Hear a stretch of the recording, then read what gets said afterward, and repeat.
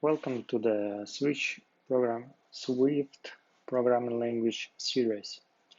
This is episode 1 and it is about simple values. So let's start from the basics. I would like to show you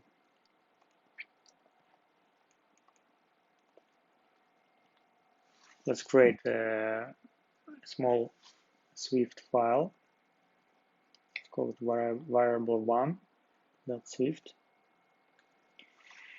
And I would like to show you how to create a new variable in Swift. It is quite simple. You just input var and then provide a name of variable. In this example, let's name it test variable. And then usually you should provide equal sign and provide value for this initial value for this variable. You can also create it without providing a value, but I will show you how to do it later. Here, let's make it a string variable and assign a value hello world. So we just assign a value inside quotes like this, and this will be understood as a string. So another way to create a variable is to create just by declaring type without any value. So in this case, I will create another variable, and let's call it without initial value. And in this case, I will not use equal sign because equal will assign a value here. So what I still need to do is to give it type. And there are a lot of types, of course, in Swift, but the main ones are string for text and integer for numbers. So, and there is also double for numbers with a floating point. So let's give this variable a type of string, and this is it. We just declared a value, a variable. So what I want to do here, I want to also print both of these variables.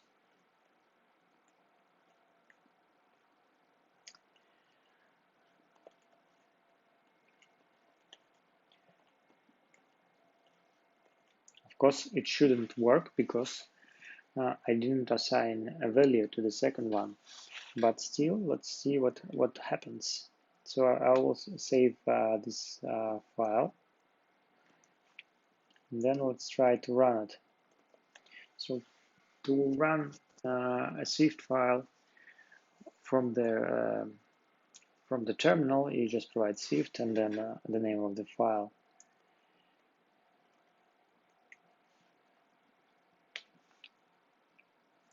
So as you can see, we received an error because we used unresolved identifier.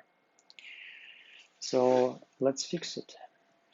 To fix it, I will provide a value to this parameter.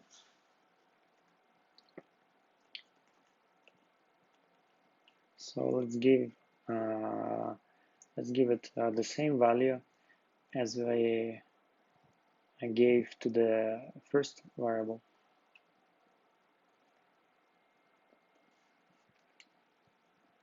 And it should fix it. Let's save and let's check again.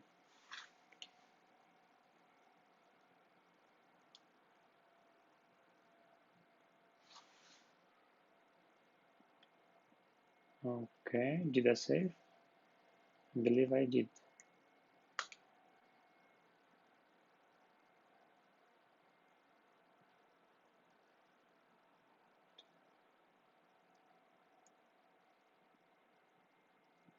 Oops, I missed a symbol here. Let's fix it. Okay, let's try again. Yeah, now we can see the terminal printed to us both of these variables. But another thing we need to understand is that there are also constant values. So let's create another file. So I will call it constant left Swift.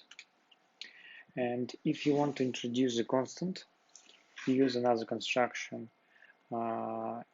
use let. So with let you create constant. So let's call the first constant x, and let's provide it with a number value 58. Then let's create another constant. Let's call it y, and we will not assign a value to it. We will assign a type. And again, let's print x, and we know that printing y will fail, so let's assign a value to y.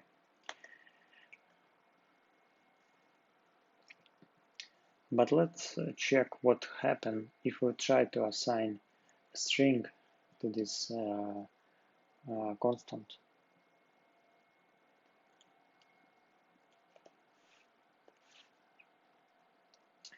And then let's print it as well.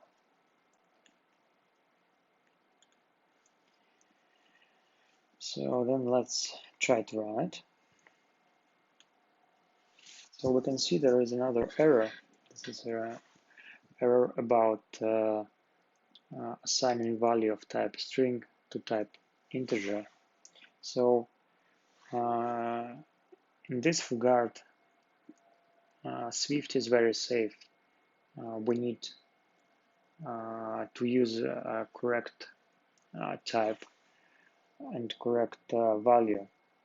Otherwise, we will run into compiler or interpreter errors. So let's fix it.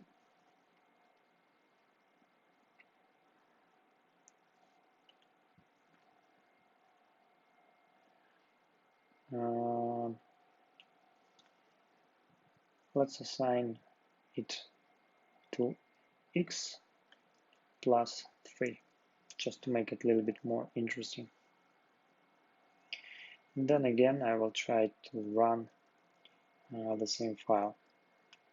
So now you can see that it is successfully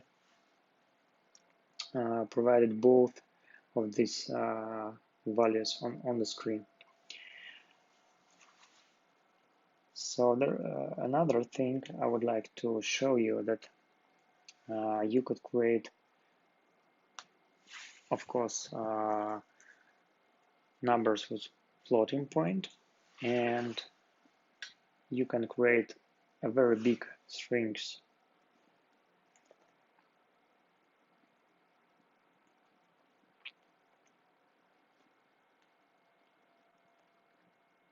So let's try to first create a floating point variable.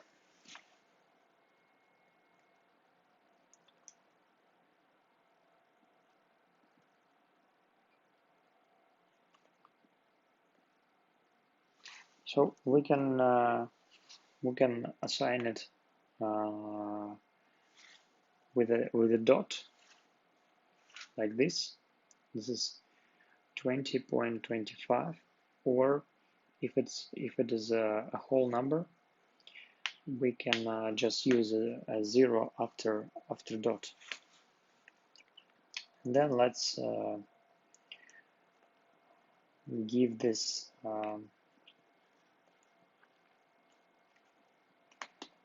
variable.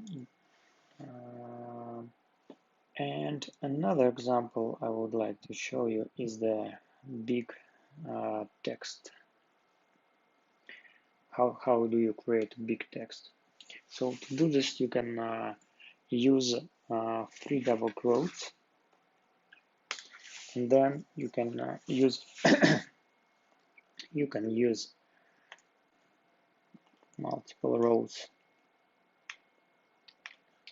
for creating a string.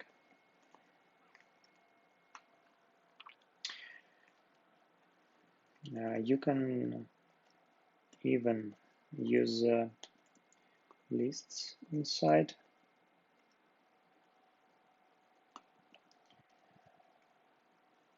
Or you can do something like HTML tags.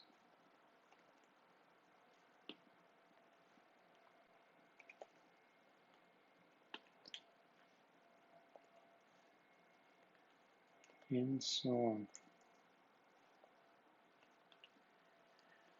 So then to complete this big text, again, I provide 3 double quotes. And to make it a little bit more interesting, let's print those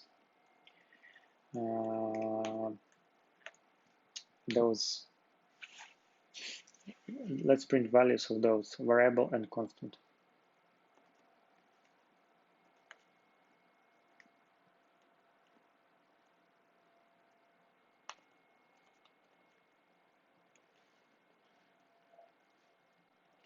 So now let's execute this small script. You can see both values printed here on screen. So this is it. Let me know if you have any comments or questions in the comment section below.